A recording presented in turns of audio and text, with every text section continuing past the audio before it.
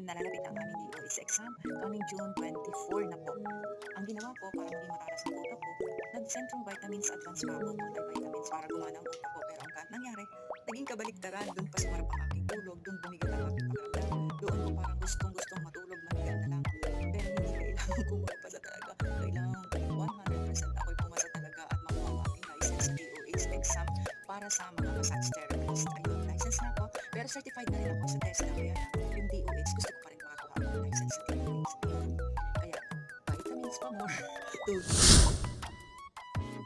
Please do subscribe guys and click the notification bell para maging updated kayo sa lahat ng aking upload na bagong video. And ayun lang guys, take care, God bless, and I'll be seeing you next time. Bye-bye!